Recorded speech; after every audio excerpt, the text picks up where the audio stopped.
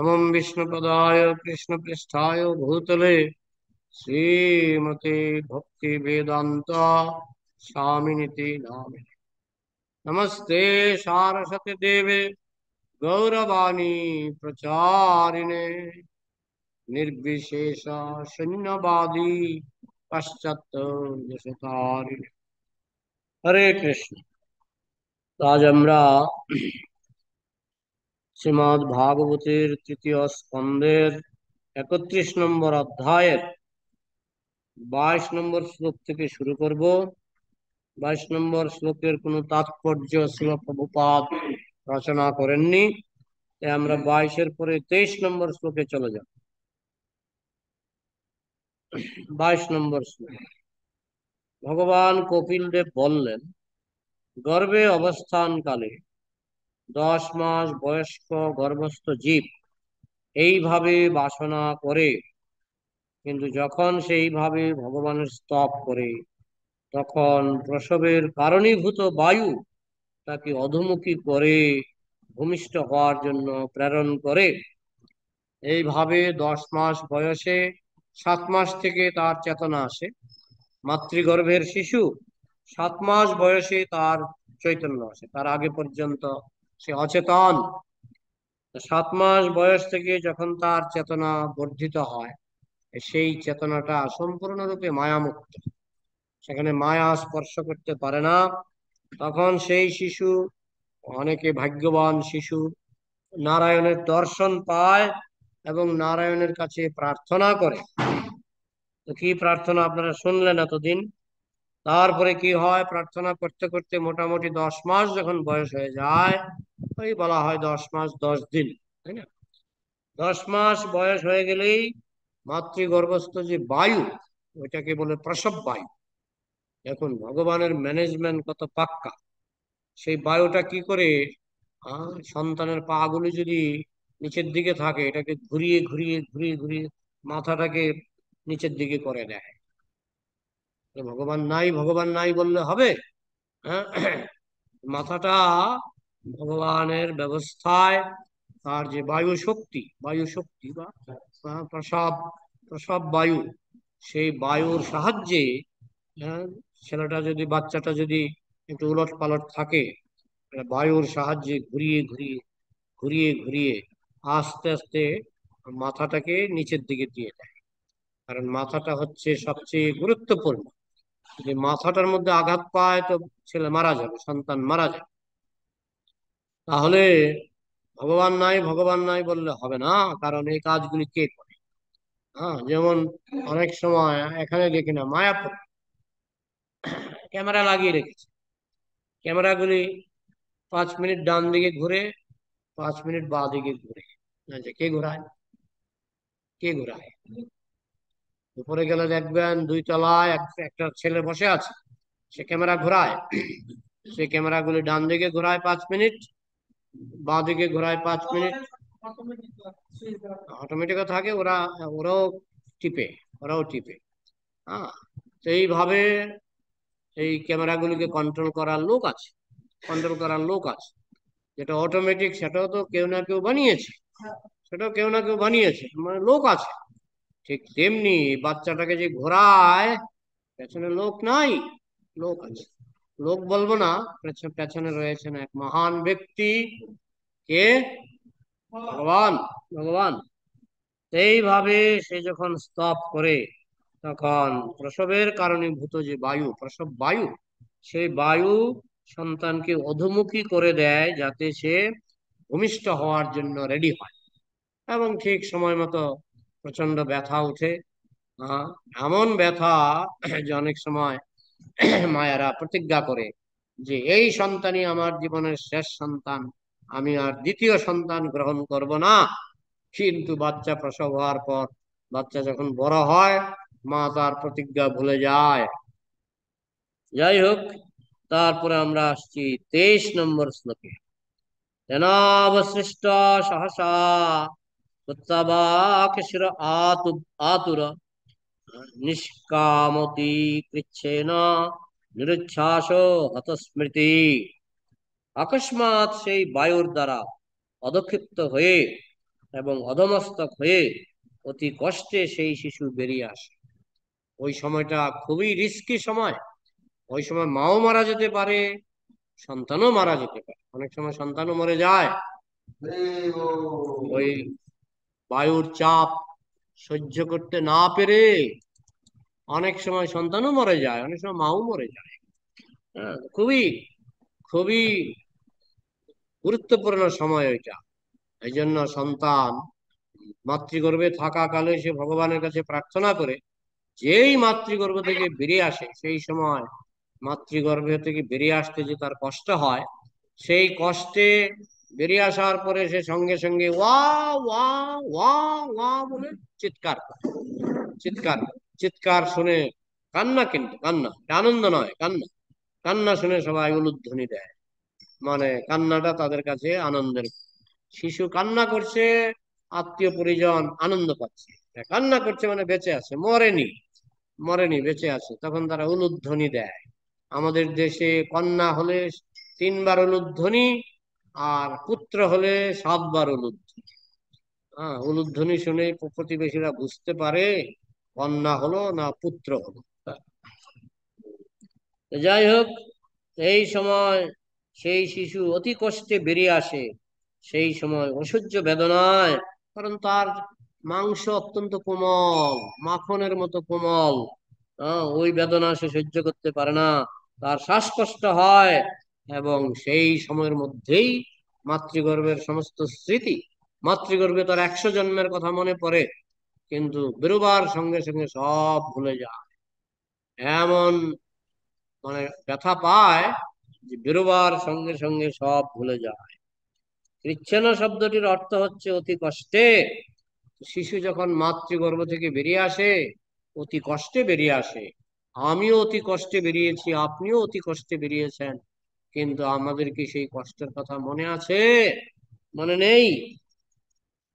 শিশু যখন সংকীর্ণ পথ দিয়ে গর্ভ থেকে বেরিয়ে আসে, তখন প্রচন্ড চাপে তার শ্বাস পূর্ণরূপে বন্ধ হয়ে যায়।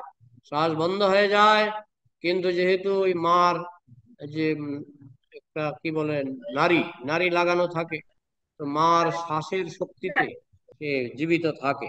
কিন্তু বেরোবার পর সে যখন চিৎকার করে, তখন কিছুক্ষণ পরে নারীটা কেটে দেওয়া হয়, কেটে দেওয়া হয়। হ্যাঁ, কারণ এতদিন তোমার মায়ের শরীরের খাবারের দরকার ছিল।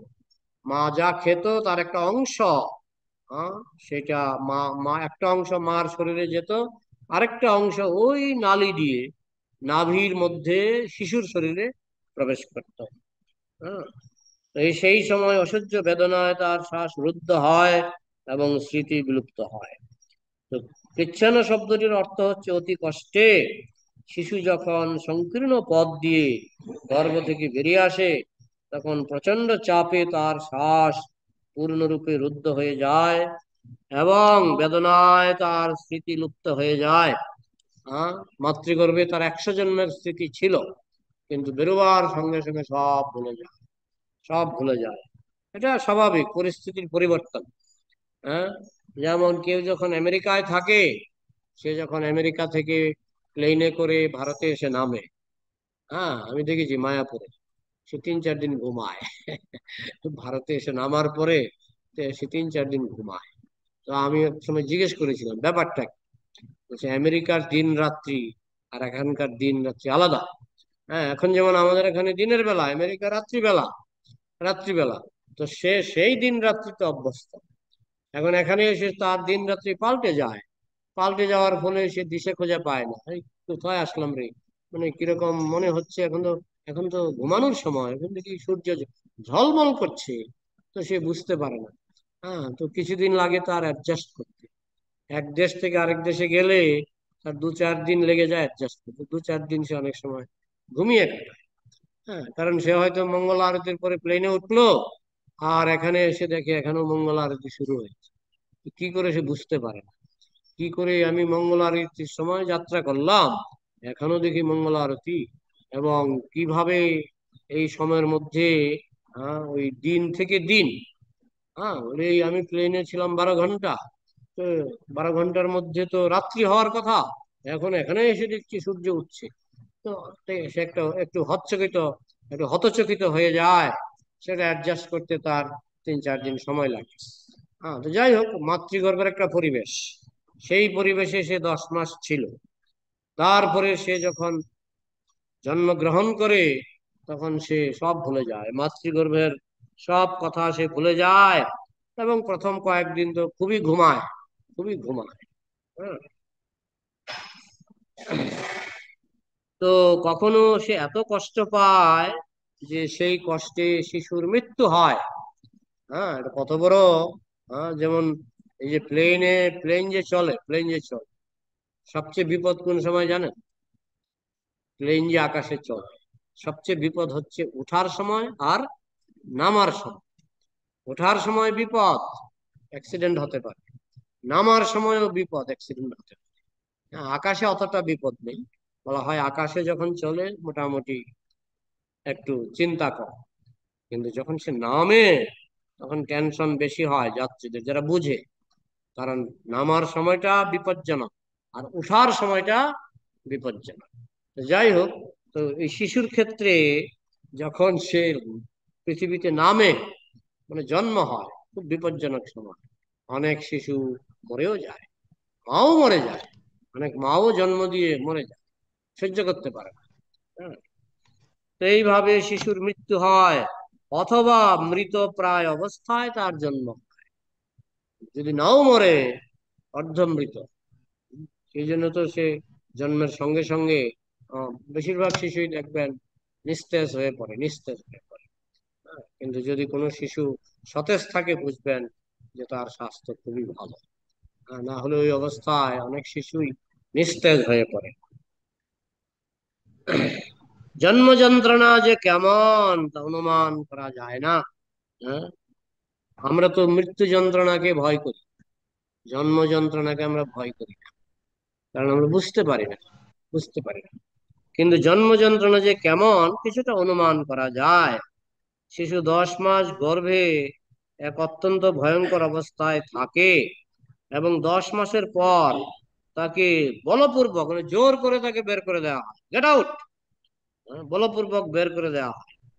ভগবত গীতায় ভগবান বলেছেন যে যারা পারমার্থিক চেতনায় উন্নতি সাধন করতে চান, তাদের কর্তব্য নিরন্তর জন্ম মৃত্যু জরা এবং ব্যাধির 4 প্রকার কষ্টের কথা বিবেচনা করা। জন্ম মৃত্যু জরা ব্যাধি দুঃখ দোষানুদর্শনম। যারা পারমার্থিক জীবনে, ভক্তি জীবনে যারা উন্নতি করতে চান, এই 4টা জিনিসের তাদের টেনশন হওয়া উচিত, এই 4টা জিনিসে দুশ্চিন্তা হওয়া উচিত। একটা হচ্ছে জন্ম, আবার মাতৃগর্ভে যেতে হবে, আবার এরকম একদম গলা চেপে আমাদেরকে মাতৃগর্ভ থেকে প্রসব বায়ু লাথি মেরে বের করে দেবে, বেরো।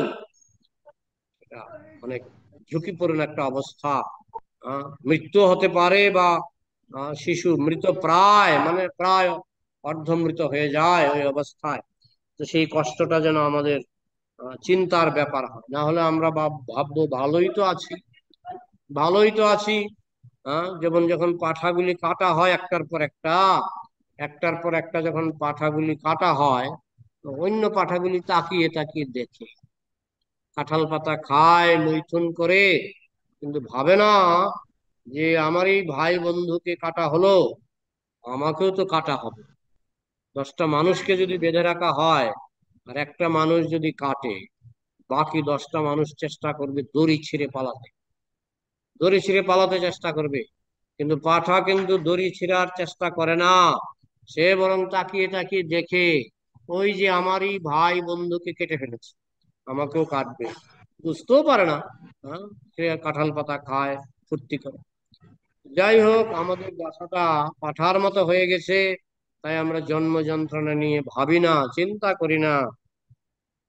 জন্ম যন্ত্রণা আর কি, জন্ম মৃত্যু, মৃত্যু যন্ত্রণা যে বেশি পাপী।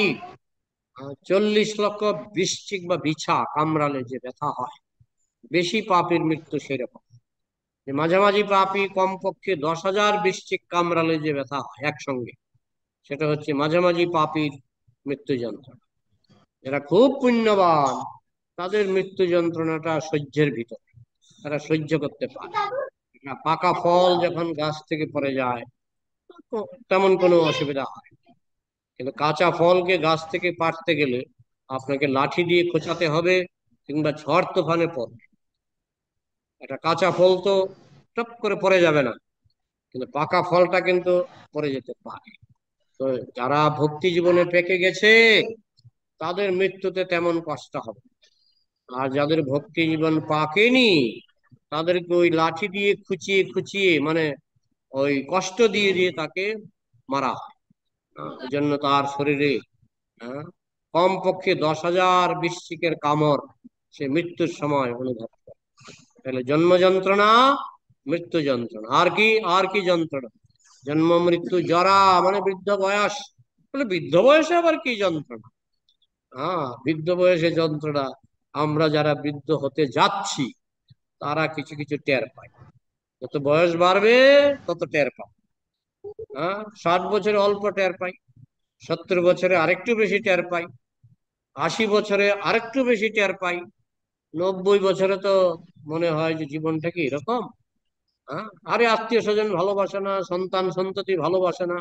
তখন যদি আপনার কিছু টাকা থাকে, হ্যাঁ, তখন হয়তো একটু যত্ন নেবে। আর টাকা না থাকলে তো গেল, যাও, তুমি তাড়াতাড়ি মরো, তাড়াতাড়ি মরো। হ্যাঁ, এই হচ্ছে এই জড় জগতের অবস্থা। তাহলে জন্ম মৃত্যু জরা, জরা মানে বৃদ্ধ বয়স, আর ব্যাধি মানে রোগ। এটা তো আরো মারাত্মক ব্যাপার। হ্যাঁ, আমি আমার এক আত্মীয়ের অসুখ হয়েছিল, আমি হাসপাতালে ওই আত্মীয়কে দেখাশোনার জন্য আমি হাসপাতালে ছিলাম 1 মাস। আমি দেখেছি রোগ কাকে বলে। সেটা ছিল ইমার্জেন্সি ডিপার্টমেন্ট। সেখানে এক একটা মানুষের রোগ দেখে আমার ভয় লেগে গেছে। হ্যাঁ, দেখি শুনি লাগে ভয়, দেখি শুনি লাগে ভয়। একটা ছেলে আমার সামনে মারা গেছিল। ছেলেটা সারা রাত চিৎকার করেছিল, প্রচন্ড চিৎকার। তার চিৎকারে কেউ ঘুমাতে পারছিল না।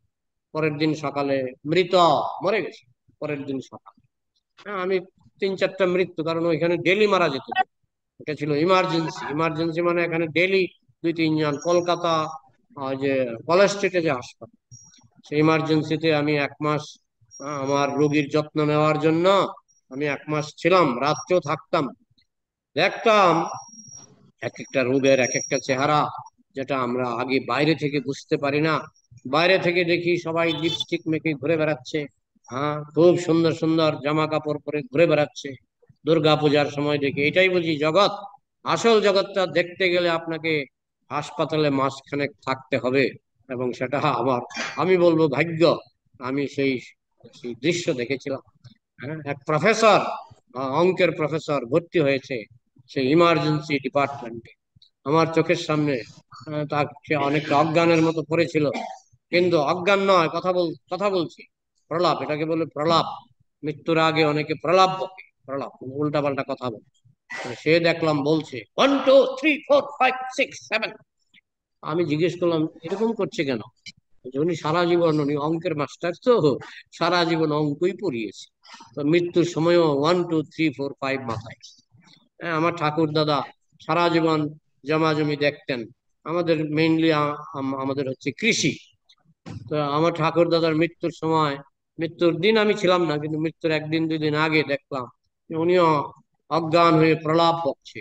তো বলছে ওই জমিতে ওই গরু লেগেছে, গরু ধান খেয়ে ফেলছে, গরু ধান খেয়ে ফেলছে। হ্যাঁ, এখনই যা গিয়ে গরুগুলি তাড়িয়ে দেয় আমাদেরকে বলছে। কিন্তু উনি অজ্ঞান, মানে অজ্ঞানের মধ্যে কথা বলছে। তো মানে সারা জীবন যেটা করেছে। জং জং বাপি স্মরণ ভাবম ত্যজত্যন্তে কলেবরম তং তমেবীতি কন্তয়া সদা তদ্ভাব ভাবিতা, সদা তদ্ভাব ভাবিতা। সারা জীবন মানুষ যা চিন্তা করে মৃত্যুর সময় ঠিক সেই চিন্তাটা আসে, আর সেই চিন্তা অনুসারে তার পুনর্জন্ম হয়। হ্যাঁ, অন্তকালে চমামে। যারা ভগবানের চিন্তা করবে তারা ভগবানের কাছে চলে যাবে। আর যারা কেউ হয়তো একটা কুকুরকে খুব ভালোবাসে, কুকুরের চিন্তা করতে করতে মারা যাবে, সে কুকুর হয়ে জন্মাবে।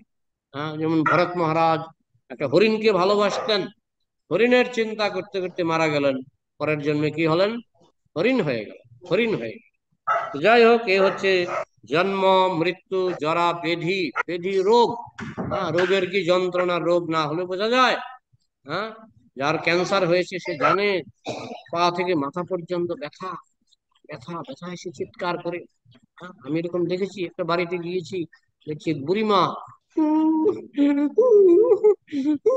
ঘন্টার পর ঘন্টা, ঘন্টার পর ঘন্টা। তো এইগুলি কি আমরা, ভগবানের কৃপায় এখনো এগুলি আমরা পাইনি, কিন্তু এগুলি আসে জীবনে।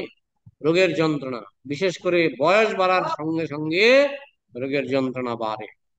বয়স বাড়ার সঙ্গে সঙ্গে রোগের যন্ত্রণা বাড়ে। হ্যাঁ, শরীরং ব্যাধি মন্দিরম, এই দেহটা হচ্ছে রোগের মন্দির। হ্যাঁ, রোগের মন্দির মানে এটার মধ্যে যত বয়স বাড়বে তত জ্বালা বাড়বে। তখন মানুষ তো মরতে চায় না, কিন্তু ঠেলায় পরে মরে। কিরকম? যখন জ্বালা হয়ে যায় না, প্রচন্ড জ্বালা, তখন সে মরতে চায়। জীবনে একটা সময় আসে, সে মরতে চায়, সে প্রার্থনা করে আমার মৃত্যু হোক, আমার মৃত্যু হোক। অনেকে জ্বালা সহ্য করতে না পেরে, আমার এক বন্ধুর বাবা, তার ছিল আলসার, পেটে আলসার। এত মানে যন্ত্রণা হতো, চিৎকার করতো, কান্না করতো। একদিন ছেলে এসে আমাদের সঙ্গে ক্লাস করছে, হঠাৎ করে একটা লোক এসে বলছে, তোমার বাবা তো গলায় দড়ি দিয়ে মরে গেছে। কেন দড়ি দিল? ওই যে পেটের ব্যথা, ওই পেটের ব্যথা সে সহ্য করতে পারছে না। সে ভাবছে মরলে বাঁচি, কিন্তু মরলেও তো বাঁচে না, আবার পুনর্জন্ম হবে, পাপ কিন্তু সঙ্গে সঙ্গে যাবে। যে পাপের জন্য তার আলসার হয়েছিল, সেই পাপটা তো খণ্ডন হয়নি, শেষ হয়নি। ওই কিছুটা ভোগ করেছে, তার আগে সে সুইসাইড করেছে, আবার পুনর্জন্ম হবে, হয়তো ব্যথা নিয়েই তার জন্ম। ওইভাবে বাঁচা যায় না। বাঁচার রাস্তা একটাই, বাঁচার রাস্তা হলো কি, তিলক কাটলে বাঁচবো না? না, তিলক কাটলে বাঁচবো না, কণ্ঠিমালা পরলে বাঁচবো না। ভগবানের আদেশ পালন করতে হবে, ভগবানের আদেশ পালন করতে হবে।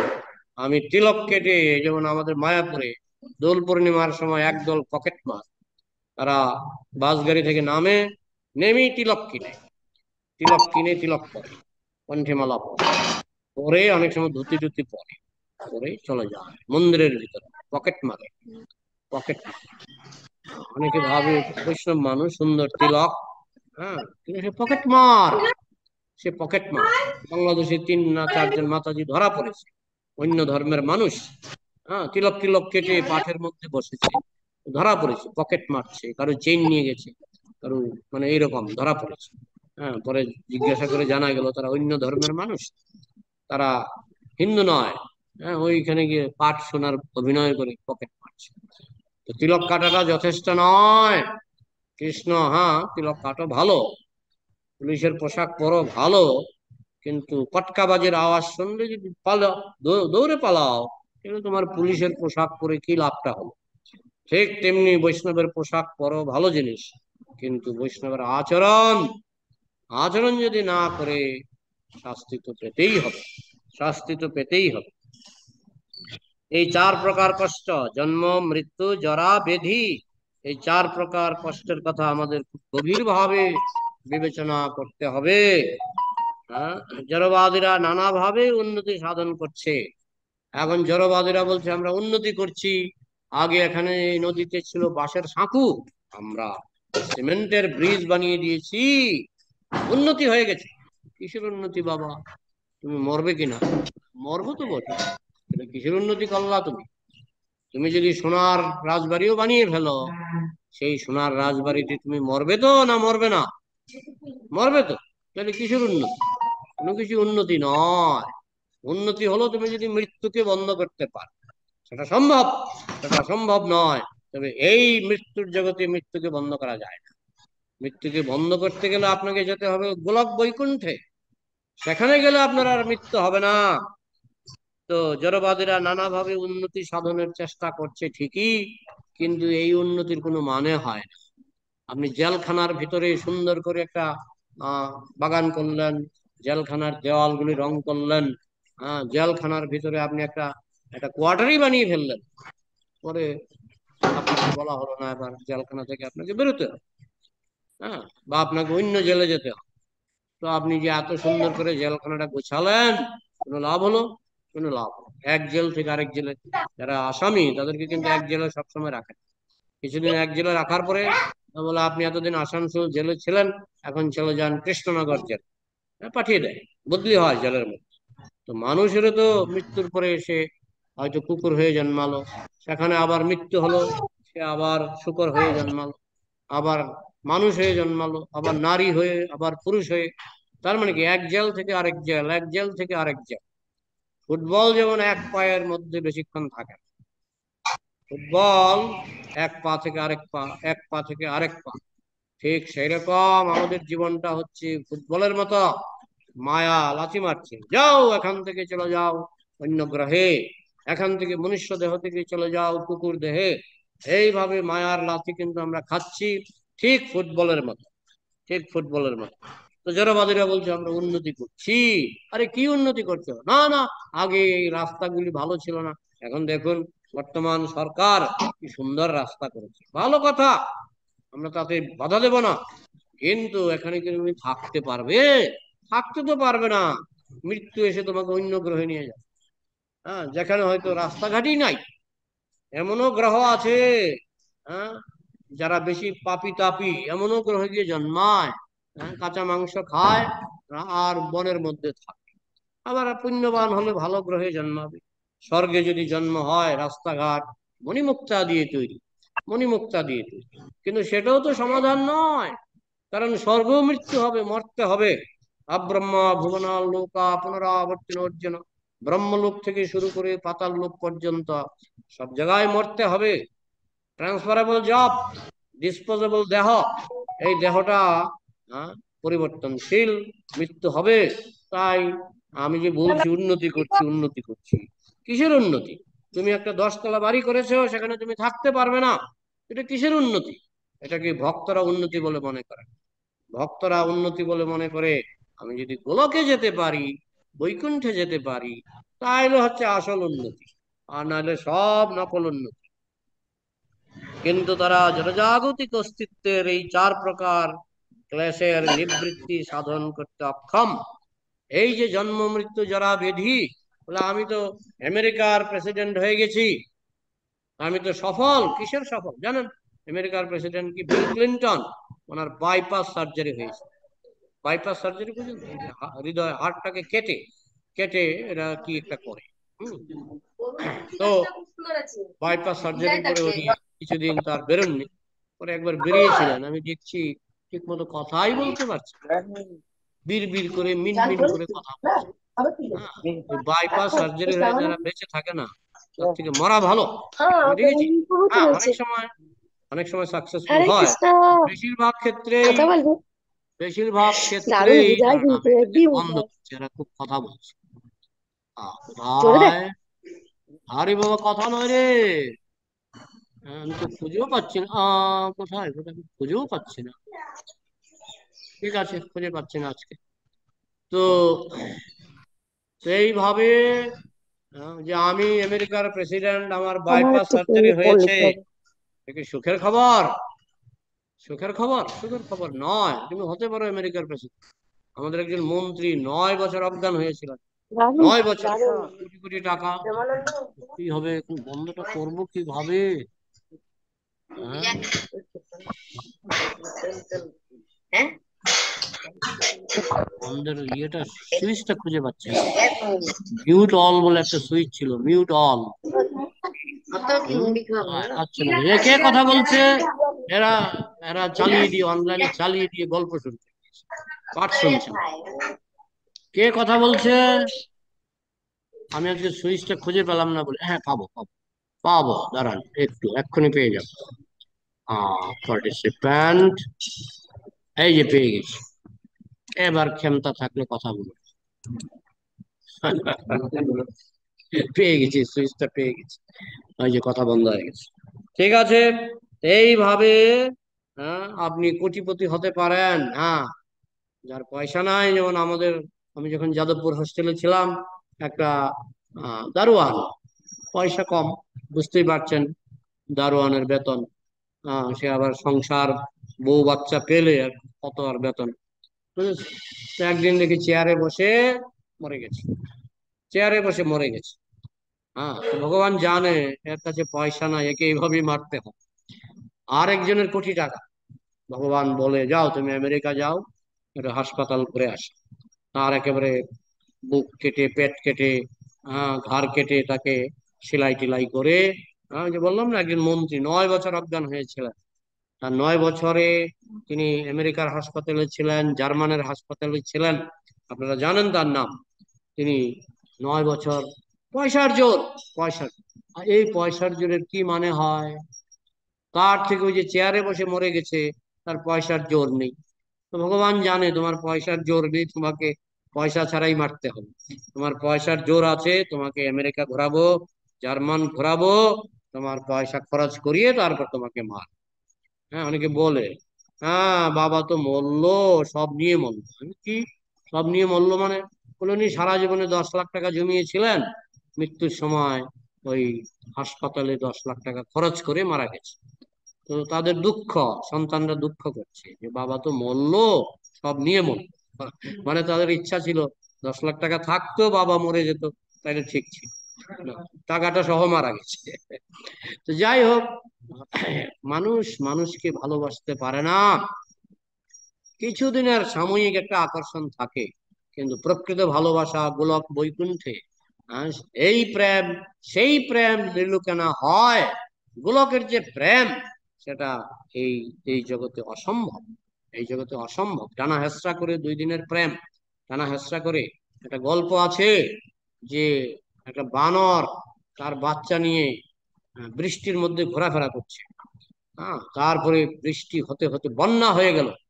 তখন বানরটা বাচ্চা নিয়ে কি করবে, বন্যার মধ্যে সাঁতার কাটছে, বন্যার মধ্যে বাচ্চাটাকে কোলে করে সে এক জায়গা থেকে আরেক জায়গায় যাচ্ছে, কিন্তু আশ্রয় পাচ্ছে না। হ্যাঁ, আশেপাশে কোনো গাছ ছিল না। হ্যাঁ, তখন মানে এত জল হয়ে গেল যে বানরটা তখন দাঁড়িয়ে বাচ্চাটাকে মাথার উপরে রেখে দিল। এরপরে জল বাড়ছে, জল বাড়ছে, জল বাড়ছে, জল বানরের নাক ডুবিয়ে দিল। তখন বাচ্চা কোথায়? তার মাথার উপরে। নাক ডুবে গেল। তখন বানর তো আর শ্বাস নিতে পারছে না। তখন বাচ্চাটাকে পায়ের তলায় নিয়ে গেল। বাচ্চাটাকে পায়ের তলায় নিয়ে সে উঠে দাঁড়ালো, নাকটা জলের উপরে উঠে গেল। বাচ্চা মারা গেল, কিন্তু মাটা বেঁচে গেল। ওই যে পায়ের তলায় বাচ্চাকে রাখলো না, তাতে তার উচ্চতা বেড়ে গেল, সে বন্যার যে লেভেল, সেই লেভেলের উপরে উঠে গেল তার নাক। তখন সে বাঁচতে পারল।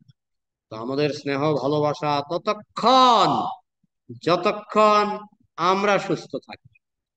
আমরা যখন নিজেরা বেকায়দায় পড়ে যাই, স্নেহ ভালোবাসা থাকে না, স্নেহ ভালোবাসা থাকে না। বুঝেছেন? তো যাই হোক, হ্যাঁ ব্যতিক্রম তো কিছু থাকে, কিন্তু বেশিরভাগ ক্ষেত্রেই মানুষ যতক্ষণ নিজের স্বার্থ ঠিক আছে, ততক্ষণ প্রেম ভালোবাসা। হ্যাঁ, আমি ভাবছি আমার স্ত্রী আমাকে ভালোবাসে, আমার সন্তান আমাকে ভালোবাসে, কিন্তু যখন আপনি আপনার দেহ যখন তাদেরকে বেশি জ্বালাতন করবে না, তখন আপনার উপর তারা বিরক্ত হয়ে যায়, বিরক্ত হয়ে যায়। তো সেই প্রেম নির্লুকেনা হয়। গোলকের প্রেম, এটা গোলকেই সম্ভব।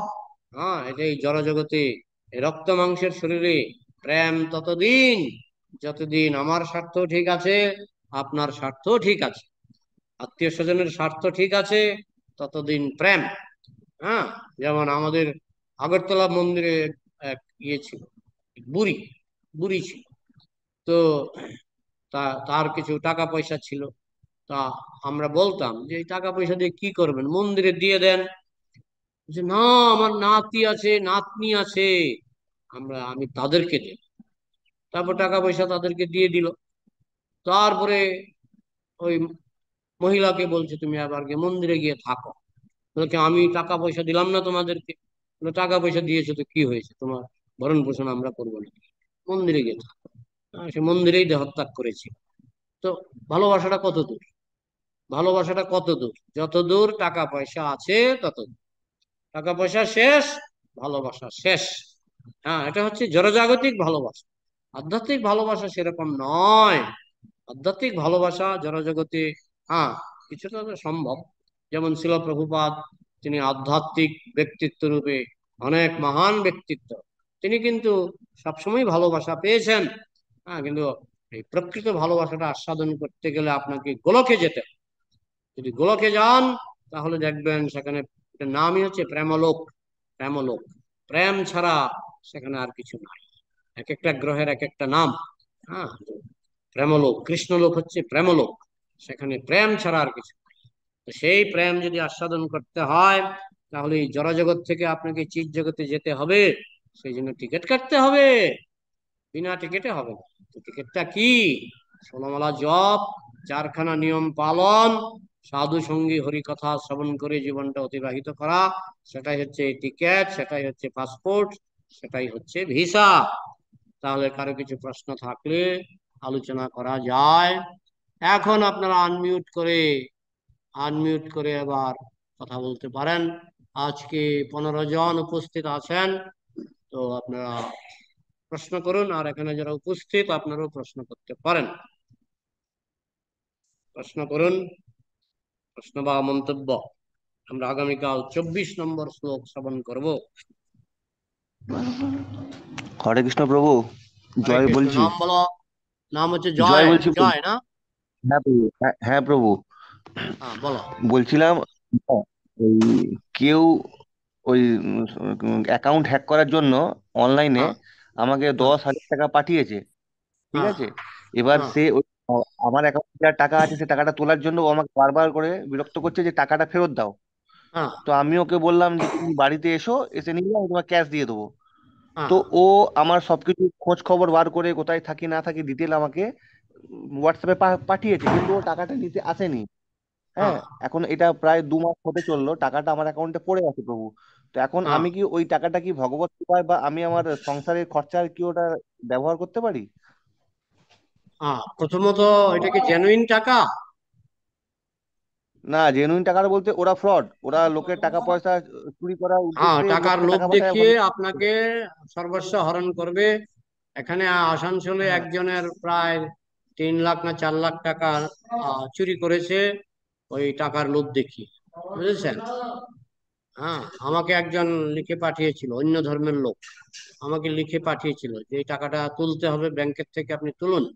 হ্যাঁ, বলছে বলছে আমি একটা কুমারী মহিলা, আমার বাবা কোটি কোটি টাকা রেখে মারা গেছে, এখন এই টাকাগুলি আমি তুলতে পারছি না, কারণ ওই টাকা তুলতে গেলে, এই 3 কোটি টাকা তুলতে গেলে 50,000 টাকা জমা দিতে হবে। তো এইভাবে ভুলিয়ে ভালিয়ে আমাকে ধরেছে। তখন আমি বললাম যে আপনি তো অমুক ধর্মের মানুষ, আপনি ওই ধর্মের বিস্তারের জন্য আপনার টাকাটা খরচ করুন, পুণ্য হবে, ওই টাকা আমাকে দিতে হবে না। হ্যাঁ, আপনি অন্যভাবে চেষ্টা করুন। যাই হোক, এরা হচ্ছে বাটপার। হ্যাঁ, ওই লোভে পা দিয়ে আমাদের আসানসোলেরই একজন 3-4 লাখ টাকা হারিয়েছে। আমি নাম বলবো না, কিন্তু হারিয়েছে টাকা। তো আপনি ওই 10,000 টাকার লোভে পড়বেন না। হ্যাঁ, ওই 10,000 টাকার লোভ দেখিয়ে আপনার সর্বস্ব নিয়ে নেবে, আপনি টেরও পাবেন। হ্যাঁ, আপনার হ্যাঁ জানি অ্যাকাউন্ট প্রভু। ফ্যাকাউন্ট তো সব প্রভু হ্যাক করবে।